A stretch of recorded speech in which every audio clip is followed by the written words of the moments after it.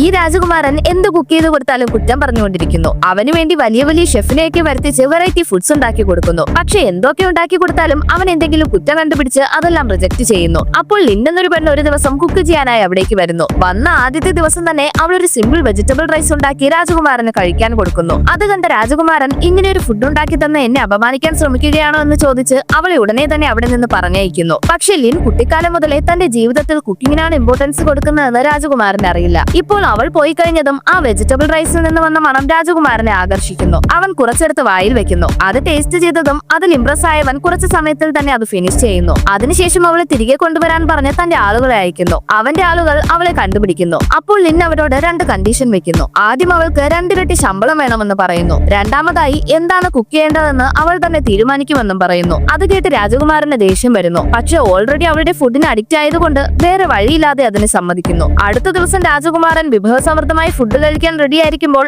അവൾ അദ്ദേഹത്തിന് സ്റ്റീം പന്നും മീറ്റും മാത്രം കൊടുക്കുന്നു. അത് കണ്ട് ദേഷ്യം വന്ന രാജകുമാരൻ അതുകൊണ്ട് ലിന്നിന്റെ അടുത്തേക്ക് വന്നതും ലിൻ തന്റെ കണ്ടീഷൻ ഓർമ്മിപ്പിച്ചപ്പോൾ സൈലന്റ് ആവുന്നു. അതിനുശേഷം വേറെ വഴിയില്ലാതെ ആ സ്റ്റീം പന്നും മീറ്റും കഴിച്ചു നോക്കുന്നു. അത് വായിൽ വെച്ചതും രാജകുമാരൻ അതിശയിക്കുന്നു. കാരണം ഇതുവരെയും അവൻ ഇങ്ങനെ ഒരു സ്റ്റീം പന്ന് കഴിച്ചിട്ടുണ്ടായിരുന്നില്ല.